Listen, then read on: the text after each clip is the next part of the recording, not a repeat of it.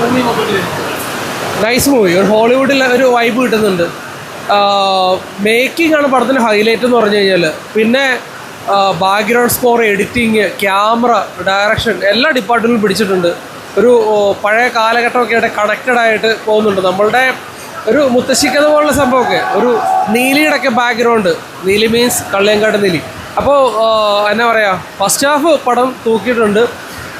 Personally പറയുകയാണെന്നുണ്ടെങ്കിൽ എനിക്ക് തോന്നുന്നു ഇത് വേറൊരു ലെവലായിട്ടുണ്ട്. ഇത് 4 പാർട്ടായിട്ടാണ് വരുന്നത്. അപ്പോൾ ഫസ്റ്റ് പാർട്ടിൽ ഈ ടൈം വരെ പടം വേറെ ലെവലാണ്. കല്യാണിനെ നമ്മൾ ഇതുവരെ കണ്ടാക്കുന്നൊരു way of making totally different ആയിട്ടാണ് പടത്തിൽ മേക്ക് ചെയ്തത്. മലയാളത്തിലൊരു ബെഞ്ച് മാർക്ക് സൃഷ്ടിക്കും. മലയാളത്തിൽ ഉറപ്പായിട്ട് ഇതുവരെ വന്നേക്കുന്ന മലയാളം മൂവീസിൽ നിന്ന് അതിൻ്റെ മേക്കിംഗ് സ്റ്റൈലിൽ പടം വേറെ ലെവലിൽ പടം മാറി നിന്നിട്ടുണ്ട്. മസ്റ്റ് വാച്ച് തിയേറ്റർ എക്സ്പീരിയൻസ് ആയിരിക്കും, അതിലൊരു ഡൗട്ടും ഉണ്ടാവില്ല.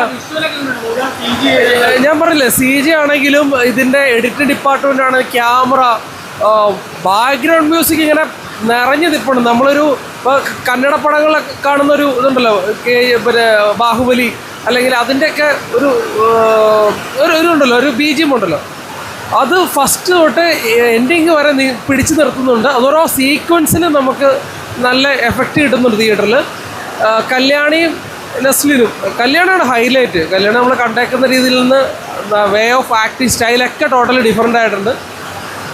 I like it. Must watch theatre experience എന്ന് ഇതുവരെ പറയാം. Super movie. പടം കണ്ടു. കല്യാണി പ്രിയദർശനെ ഒരു അഴിഞ്ഞാട്ടം എന്നാണ് പറയാം. നെസ്ലിൻ ഇതിനകത്തുണ്ടെങ്കിൽ തന്നെ കല്യാണി പ്രിയദർശനെ വെച്ചിട്ട് ഡയറക്ടർ അത് കൺസീവ് ചെയ്തേക്കുന്നത് ഭയങ്കര അടിപൊളിയാണ്. തിയേറ്ററിൽ നമുക്ക് കണ്ടിരിക്കാൻ പറ്റുന്ന ഒരു സാധനമാണ് അത്. കല്യാണി പ്രിയദർശൻ്റെ ആക്ടിങ് എടുത്തു പറയേണ്ട ഒരു ഇതാണ്. അതായത് വിമൺ ഓറിയൻറ്റഡ് സബ്ജക്റ്റിൽ ഒരു സൂപ്പർ ഹീറോ ആയിട്ട് കല്യാണി പ്രിയദർശൻ ഇതിനകത്ത് ചെയ്തിരിക്കുന്നത് തിയേറ്ററിൽ നമ്മൾ കണ്ട് എക്സ്പീരിയൻസ് ചെയ്യേണ്ടതാണ്. പിന്നെ അതിൻ്റെ ബാക്ക്ഗ്രൗണ്ട് സ്കോർ ജേക്സ് വിജയുടെ, അത് ഒരു ഇൻ്റർനാഷണൽ ഫീലിലാണ് അതിനെ പ്രസൻറ്റ് ചെയ്തേക്കുന്നത്. പിന്നെ അതിൻ്റെ അകത്തുള്ള ക്യാമറ, ഡയറക്ഷൻ, എഡിറ്റിങ് എല്ലാം സൂപ്പറായിട്ട് വന്നിട്ടുണ്ട്. എന്തായാലും മസ്റ്റ് വാച്ച് ഒരു തിയേറ്റർ എക്സ്പീരിയൻസ് തന്നെയാണ് ഈ പടം.